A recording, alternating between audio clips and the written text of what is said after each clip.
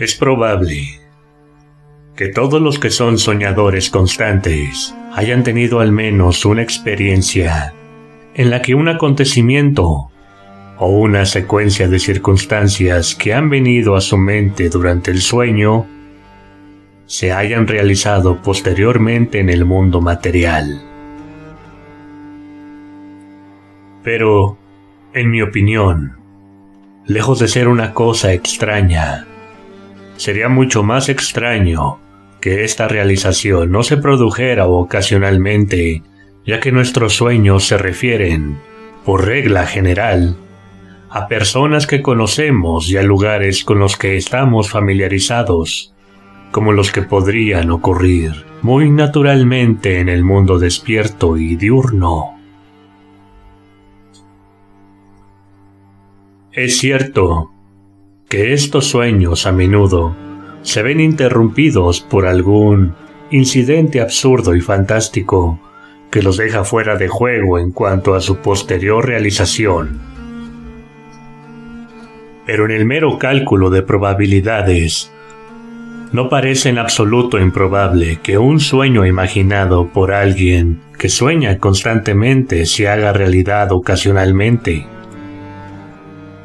No hace mucho tiempo, por ejemplo, experimenté la realización de un sueño que no me parece en absoluto notable y que no tiene ningún tipo de significado psíquico. La forma en que se produjo fue la siguiente. Cierto amigo mío, que vive en el extranjero, tiene la amabilidad de escribirme aproximadamente una vez cada 15 días. Así, cuando han transcurrido 14 días o más desde la última vez que tuve noticias suyas, mi mente probablemente, consciente o inconscientemente, espera una carta suya. Una noche de la semana pasada, soñé que, cuando subía a vestirme para la cena, oía, como a menudo, el sonido del cartero que llamaba a la puerta de mi casa, y en su lugar, desviaba mi dirección hacia abajo. Allí, entre otra correspondencia, había una carta suya.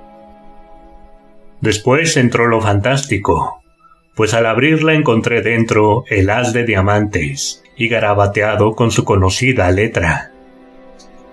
Te envío esto para que lo guardes, pues sabes que es un riesgo poco razonable guardar haces en Italia.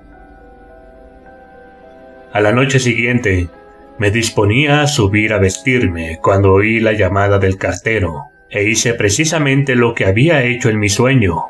Ahí, entre otras cartas, había una de mi amigo, solo que no contenía el haz de diamantes. Si lo hubiera hecho, habría dado más importancia al asunto que, tal como está, me parece una coincidencia perfectamente ordinaria. Sin duda, consciente o inconscientemente esperaba una carta suya, y esto me sugirió mi sueño. Del mismo modo, el hecho de que mi amigo no me hubiera escrito durante 15 días le sugirió que debía hacerlo. Pero a veces no es tan fácil encontrar esa explicación, y para la siguiente historia no encuentro explicación alguna. Salió de la oscuridad, y a la oscuridad ha vuelto. Toda mi vida he sido un soñador habitual. Son pocas las noches en las que, al despertarme por la mañana, no me encuentro con alguna experiencia mental y a veces, durante toda la noche aparentemente, me sucede una serie de las más deslumbrantes aventuras. Casi sin excepción, estas aventuras son agradables. Aunque a menudo, meramente triviales. Voy a hablar de una excepción. Cuando tenía alrededor de 16 años, tuve por primera vez un sueño, y así es como ocurrió. Comenzaba con mi presencia en la puerta de una gran casa de ladrillos rojos donde, según entendí, iba a quedarme. El criado que me abrió la puerta me dijo que el té se serviría en el jardín, y me condujo a través de un vestíbulo bajo de paneles oscuros, con una gran chimenea abierta, a un alegre césped verde rodeado de parterres de flores. Alrededor de la mesa del té se agrupaba un pequeño grupo de personas, pero todos eran desconocidos para mí, excepto uno, que era un compañero de la escuela llamado Jack Stone, claramente el hijo de la casa, y que me presentó a su madre, a su padre y a un par de hermanas. Recuerdo que me sorprendió un poco encontrarme aquí, pues el muchacho en cuestión apenas me era conocido, y lo que sabía de él me desagradaba bastante. Además, había dejado la escuela hacía casi un año. La tarde era muy calurosa, y reinaba una opresión intolerable. En el otro extremo del césped había un muro de ladrillos rojos, con una puerta de hierro en el centro, fuera de la cual había un nogal. Nos sentamos a la sombra de la casa, frente a una hilera de largas ventanas, dentro de las cuales pude ver una mesa con el mantel puesto, reluciente de cristal y plata. La fachada del jardín de la casa era muy larga y en uno de sus extremos se levantaba una torre de 3 pisos, que me pareció mucho más antigua que el resto del edificio. Al poco tiempo la señora Stone, que como el resto del grupo se había sentado en absoluto silencio, me dijo: «Jack te enseñará tu habitación. Te he dado la habitación de la torre». Inexplicablemente, mi corazón se hundió ante sus palabras. Me sentí como si hubiera sabido que me tocaría la habitación de la torre, y que ésta contenía algo espantoso y significativo. Jack se levantó al instante, y comprendí que debía seguirle. En silencio, atravesamos el vestíbulo y subimos una gran escalera de roble con muchas esquinas hasta que llegamos a un pequeño rellano con 2 puertas. Abrió una de ellas para que yo entrara, y sin entrar él, la cerró detrás de mí. Entonces supe que mi conjetura había sido correcta. Había algo horrible en la habitación. Y con el terror de la pesadilla creciendo rápidamente y envolviéndome, me desperté en un espasmo de terror. Ese sueño o sus variantes me ocurrió de forma intermitente durante 15 años. La mayoría de las veces se presentaba exactamente de esta forma: la llegada, el té preparado en el césped, el silencio mortal sucedido por esa frase mortal, la subida con Jack Stone a la habitación de la torre donde habitaba el horror, y siempre concluía con la pesadilla de terror ante lo que había en la habitación, aunque nunca veía lo que era. En otras ocasiones experimenté variaciones sobre este mismo tema. De vez en cuando, por ejemplo, estábamos sentados cenando en el comedor, a cuyas ventanas me había asomado la primera noche cuando el sueño de esta casa me visitó. Pero dondequiera que estuviéramos, había el mismo silencio, la misma sensación de opresión y presentimiento espantosos. Y el silencio sabía que siempre sería roto por la señora Stone diciéndome: «Jack te enseñará a tu habitación. Te he dado la habitación de la torre». Tras lo cual, tenía que seguirle por la escalera de roble con muchos rincones y entrar en el lugar que temía más y más cada vez que lo visitaba en sueños. O de nuevo, me encontraba jugando a las cartas todavía en silencio en un salón iluminado con inmensas lámparas de araña que daban una iluminación cegadora. No tengo idea de cuál era el juego. Lo que recuerdo, con una sensación de miserable anticipación, era que pronto la señora Stone se levantaba y me decía: «Jack te mostrará tu habitación. Te he dado la habitación de la torre». Este salón en el que jugábamos a las cartas estaba junto al comedor, y como he dicho, estaba siempre brillantemente iluminado, mientras que el resto de la casa estaba lleno de oscuridad y sombras.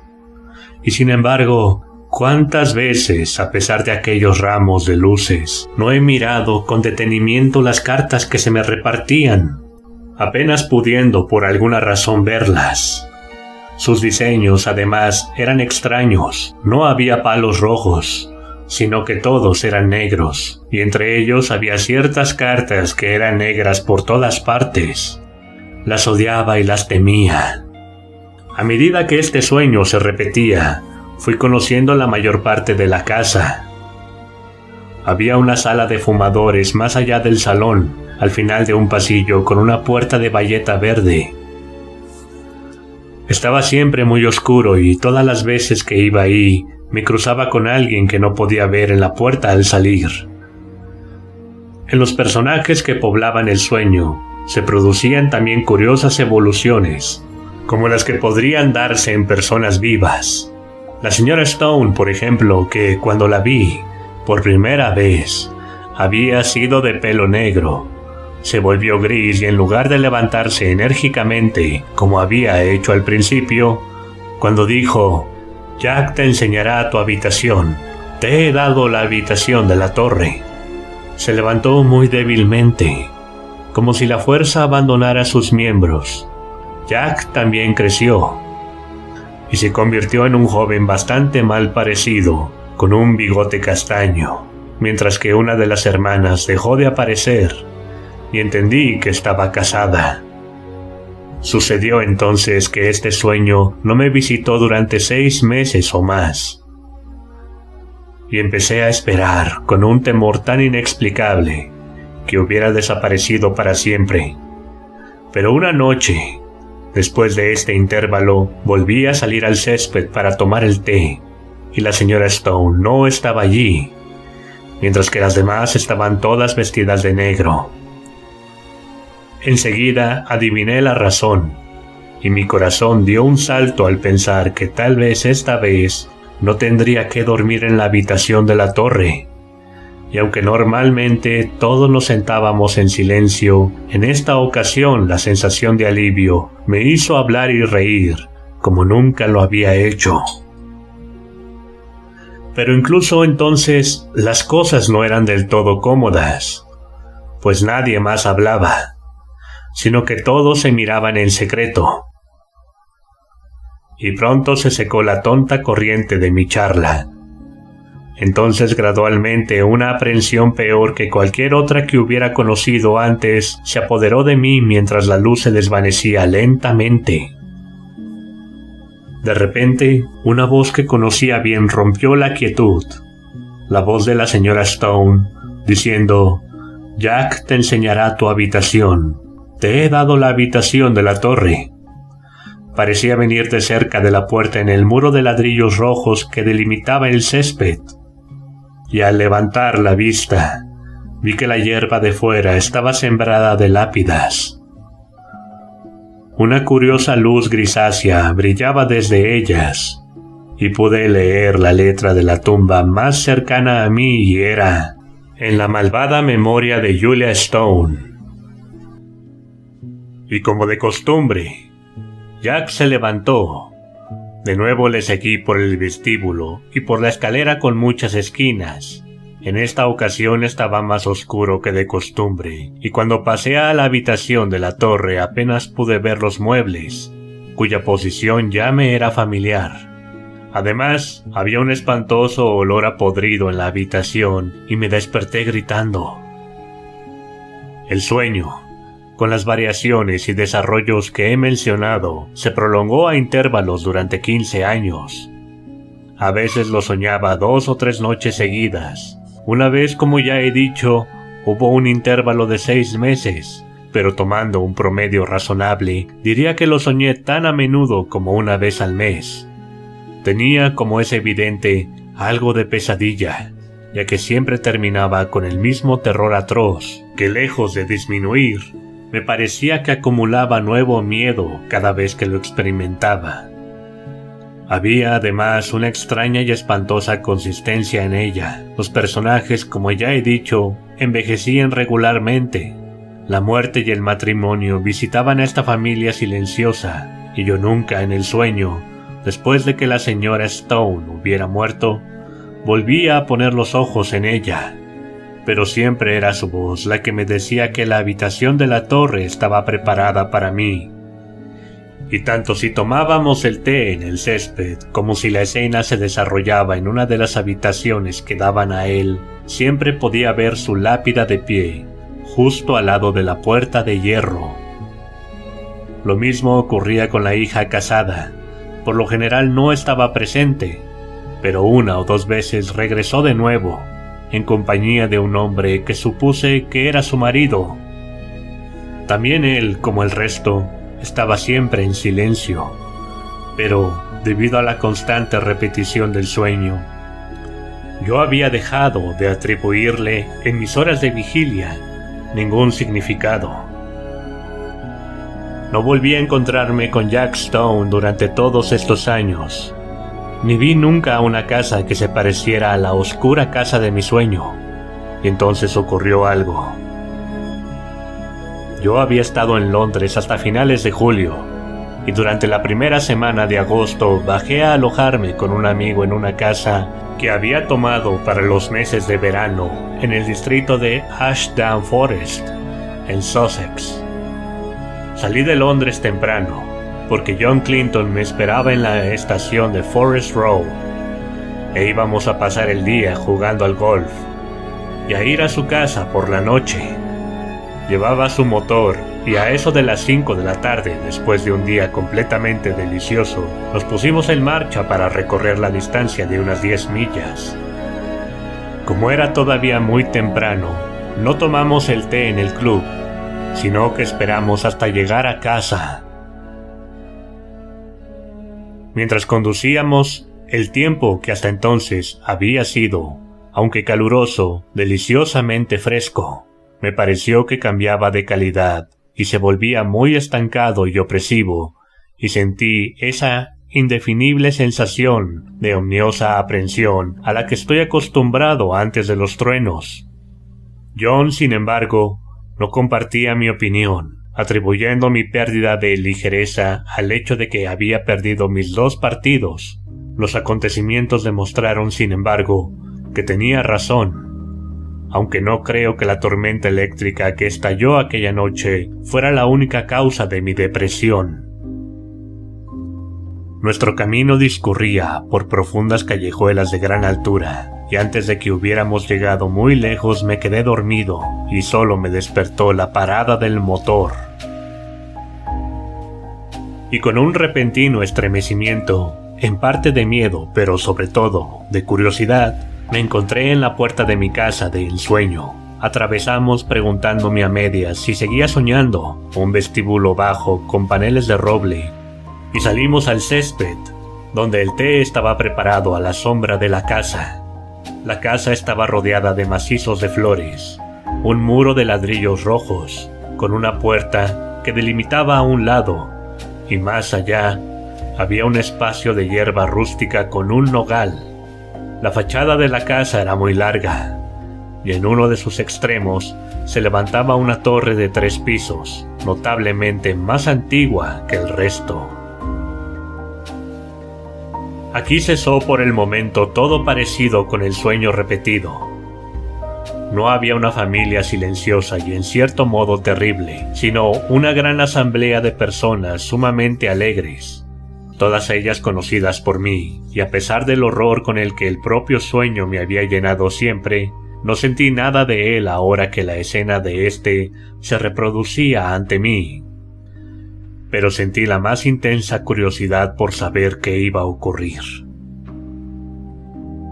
El té siguió su alegre curso, y al poco tiempo la señora Clinton se levantó. En ese momento creo que supe lo que iba a decir. Me habló, y lo que dijo fue: Jack te mostrará tu habitación. Te he dado la habitación de la torre. En ese momento, durante medio segundo, el horror del sueño volvió a apoderarse de mí, pero pasó rápidamente y de nuevo no sentí más que la más intensa curiosidad. No pasó mucho tiempo antes de que fuera ampliamente satisfecha. John se volvió hacia mí. Justo en la parte superior de la casa, dijo, pero creo que estarás más cómodo. Estamos absolutamente llenos. ¿Te gustaría ir a verlo ahora? Por Dios, creo que tienes razón, y que vamos a tener una tormenta. Qué oscuro se ha puesto. Me levanté y le seguí.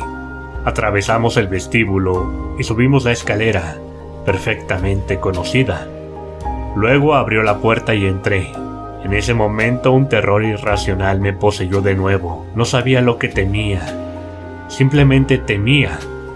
Entonces, como un recuerdo repentino, cuando uno recuerda a un nombre que ha escapado a la memoria durante mucho tiempo, supe lo que temía. Temía a la señora Stone, cuya tumba con la siniestra inscripción, en la mala memoria, había visto tantas veces en mis sueños, justo al lado del césped que había bajo mi ventana. Y entonces, una vez más, el miedo pasó tan completamente que me pregunté qué había que temer.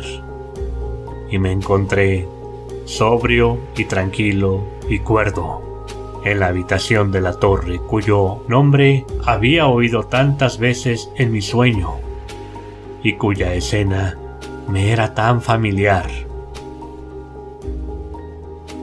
Miré a mi alrededor con cierta sensación de propiedad y descubrí que nada había cambiado desde las noches de sueño en las que la conocía tan bien. Justo a la izquierda de la puerta estaba la cama. A lo largo de la pared, con la cabecera en el ángulo. En línea con ella estaba la chimenea y una pequeña librería. Frente a la puerta, la pared exterior estaba perforada por dos ventanas con celosía, entre las que se encontraba el tocador, mientras que a lo largo de la cuarta pared se encontraba el lavabo y un gran armario. Mi equipaje ya había sido desempacado, pues los muebles para vestirse y desvestirse yacían ordenadamente sobre el lavabo y la mesa de aseo, mientras que mi ropa de cena estaba extendida sobre el cobertor de la cama. Y entonces, con un súbito sobresalto de inexplicable consternación, vi que había dos objetos bastante llamativos que no había visto antes en mis sueños. Uno, un cuadro al óleo del tamaño natural de la señora Stone, y el otro, un boceto en blanco y negro de Jack Stone, que lo representaba tal como se me había aparecido solo una semana antes en la última serie de estos repetidos sueños. Un hombre de unos 30 años de edad, bastante secreto y de aspecto malvado.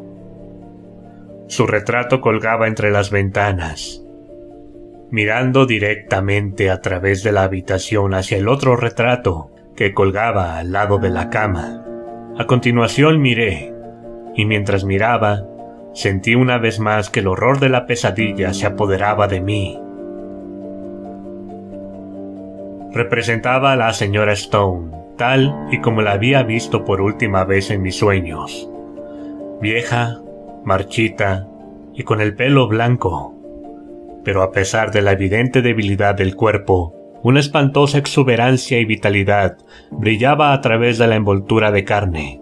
Una exuberancia totalmente maligna, una vitalidad que espumaba y echaba espuma con una maldad inimaginable. El mal brillaba en los ojos estrechos y lascivos, reía en la boca demoníaca. Todo el rostro estaba animado por una alegría secreta y espantosa.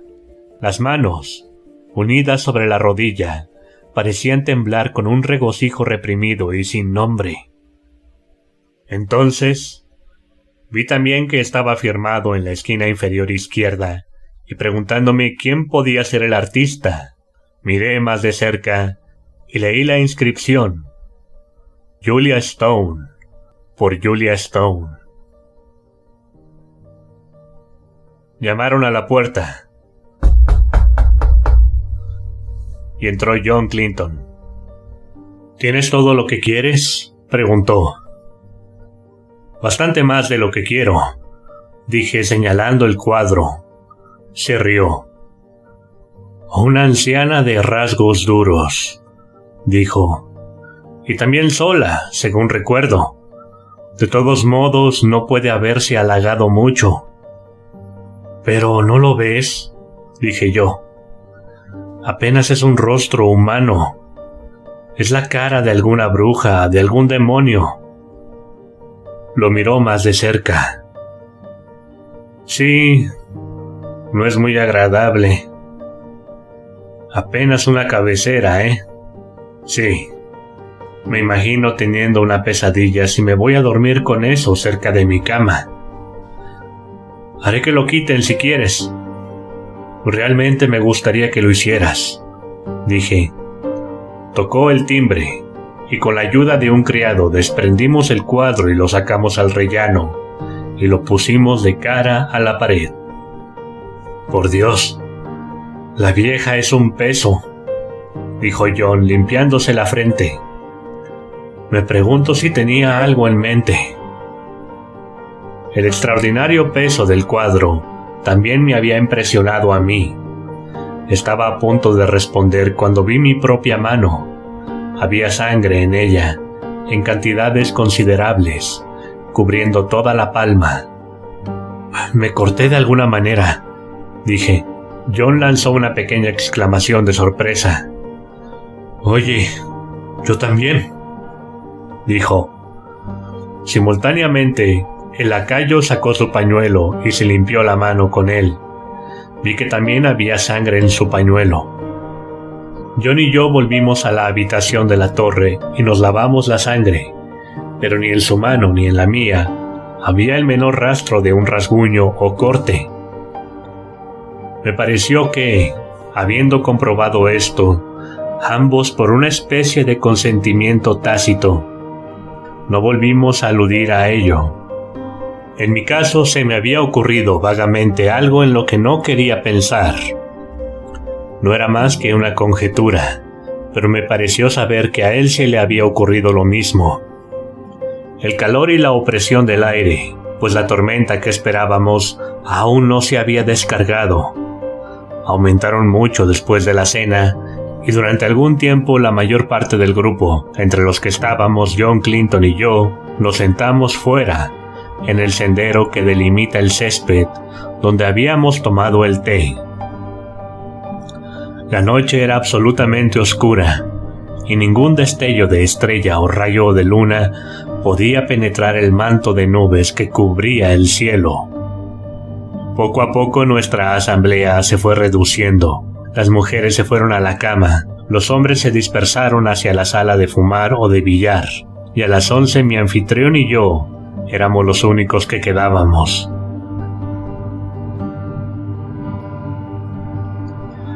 Durante toda la noche pensé que tenía algo en mente, y en cuanto nos quedamos solos, habló. «El hombre que nos ayudó con el cuadro también tenía sangre en la mano. ¿Te diste cuenta?». Le pregunté si se había cortado y me dijo que suponía que sí, pero no podía encontrar ninguna marca de ello. ¿De dónde viene esa sangre? A fuerza de decirme que no iba a pensar en ello, había conseguido no hacerlo y no quería, sobre todo justo a la hora de dormir, que me lo recordaran. No lo sé. Y realmente no me importa mientras la foto de la señora Stone no esté junto a mi cama. Se levantó. «Pero es extraño», dijo. «Ahora verás otra cosa extraña. Un perro suyo, un terrier irlandés de raza, había salido de la casa mientras hablábamos. La puerta del vestíbulo, situada detrás de nosotros, estaba abierta y una brillante luz oblonga iluminaba el césped hasta la verja de hierro que conducía a la áspera hierba del exterior, donde se encontraba el nogal. Vi que el perro tenía los pelos de punta, erizados de rabia y miedo. Sus labios estaban curvados hacia atrás, como si estuviera listo para saltar sobre algo, y gruñía para sí mismo. No se fijó lo más mínimo en su amo ni en mí, sino que caminó rígido y tenso por la hierba hasta la puerta de hierro. Allí se quedó un momento, mirando a través de los barrotes y sin dejar de gruñir. Entonces, de repente, su coraje pareció abandonarlo. Dio un largo aullido y se escabulló hacia la casa con un curioso movimiento de agachada. «Lo hace media docena de veces al día», dijo John, «de algo que odia y teme a la vez». Me acerqué a la puerta y miré por encima de ella. Algo se movía en la hierba del exterior, y pronto llegó a mis oídos un sonido que no pude identificar al instante.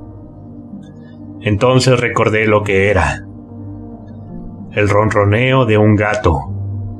Encendí una cerilla y vi al ronroneador, un gran persa azul, que daba vueltas y vueltas en un pequeño círculo justo fuera de la puerta, pisando fuerte y extasiado, con la cola en lo alto como un estandarte. Sus ojos brillaban y resplandecían. De vez en cuando bajaba la cabeza y olfateaba la hierba. Me reí. «El fin de ese misterio, me temo», dije. «Aquí hay un gran gato que está pasando la noche de Walpurgi solo». «Sí, ese es Darius», dijo John.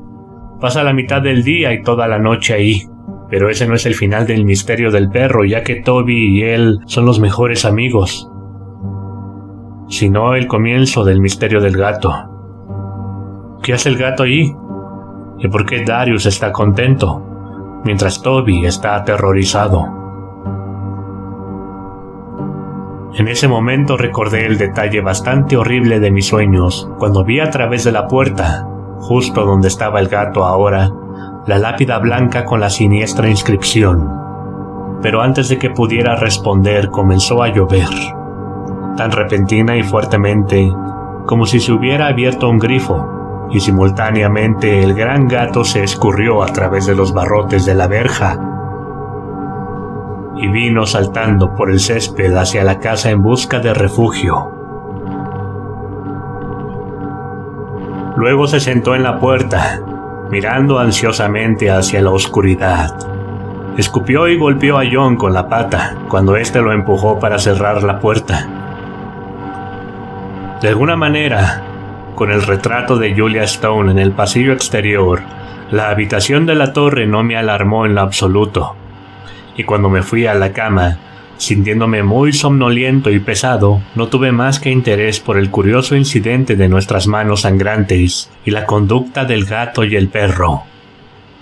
Lo último que miré antes de apagar la luz fue el espacio cuadrado, vacío, junto a mi cama, donde había estado el retrato. Aquí el papel tenía su tono original de rojo oscuro. En el resto de las paredes se había desvanecido. Entonces apagué la vela y me quedé dormido al instante. Mi despertar fue igualmente instantáneo, y me senté erguido en la cama, con la impresión de que una luz brillante me había dado en la cara, aunque ahora estaba absolutamente oscuro.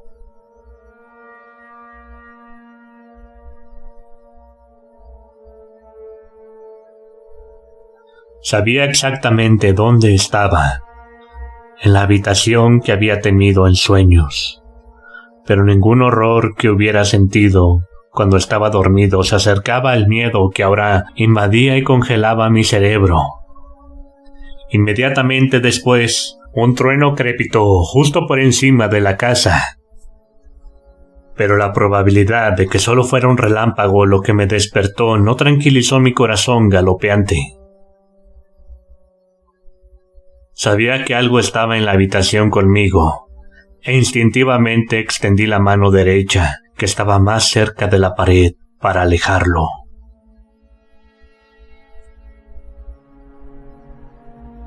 Y mi mano tocó el borde de un cuadro que colgaba cerca de mí. Salté de la cama, volcando la mesita que había junto a ella, y oí cómo el reloj, la vela y las cerillas caían al suelo. Pero por el momento no había necesidad de luz, porque un destello cegador saltó de las nubes y me mostró que junto a mi cama volvía a estar colgado el cuadro de la señora Stone. Y al instante, La habitación volvió a quedar en penumbra. Pero en ese destello vi también otra cosa, a saber, una figura que se inclinaba sobre el extremo de mi cama, observándome. Iba vestida con alguna prenda blanca ceñida, manchada de moho, y el rostro era el del retrato. En lo alto, el trueno crepitó y rugió, pero cuando cesó, y le sucedió la quietud mortal, oí el susurro de un movimiento que se acercaba a mí, y lo que es más horrible, percibí un olor a corrupción y decadencia. Entonces una mano se posó en el lado de mi cuello, y cerca de mi oído oí una respiración rápida y ansiosa. Sin embargo, supe que aquella cosa, aunque podía ser percibida por el tacto, el olfato, la vista y el oído, no era todavía de esta tierra, sino algo que había salido del cuerpo y tenía poder para manifestarse. Entonces habló una voz que ya me era familiar. «Sabía que vendrías a la habitación de la torre», dijo. «Llevo mucho tiempo esperándote. Por fin has venido. Esta noche me daré un festín. Dentro de poco nos daremos un festín juntos». Y la rápida respiración se acercó a mí. Podía sentirla en mi cuello. En ese momento el terror, que creo que me había paralizado por el momento, dio paso al salvaje instinto de conservación. Golpeé salvajemente con ambos brazos, dando una patada al mismo tiempo. Oí un pequeño chillido de animal, y algo blando cayó con un ruido sordo a mi lado. Avancé un par de pasos, casi tropezando con lo que fuera que estaba allí, y por pura suerte encontré el pomo de la puerta. En un segundo salí corriendo al rellano y golpeé la puerta tras de mí. Casi en el mismo momento oí que se abrió una puerta en algún lugar de abajo, y John Clinton, con una vela en la mano, subió corriendo. «¿Qué pasa?», dijo. «Duermo justo debajo de ti y escuché un ruido como si... ¡Cielos, hay sangre en tu hombro!».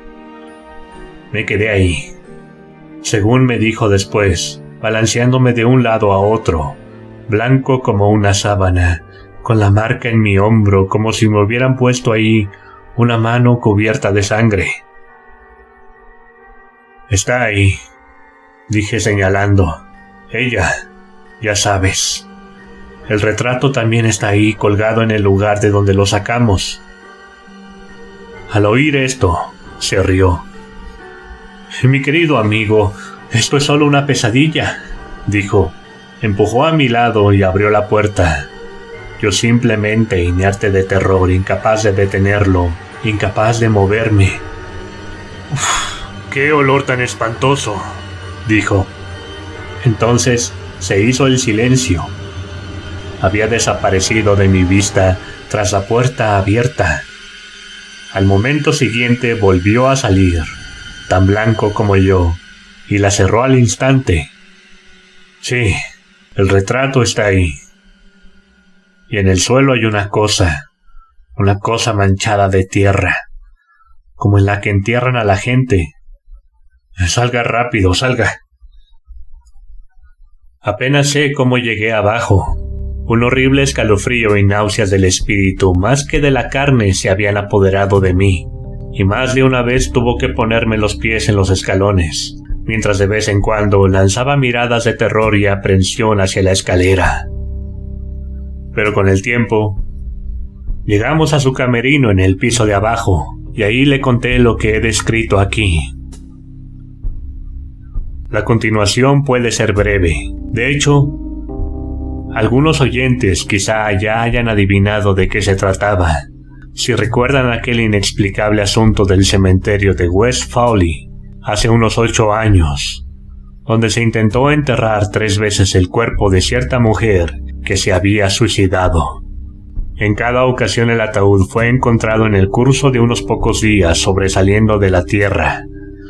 Después del tercer intento, para que no se hablara del asunto, el cuerpo fue enterrado en otro lugar en el suelo no consagrado.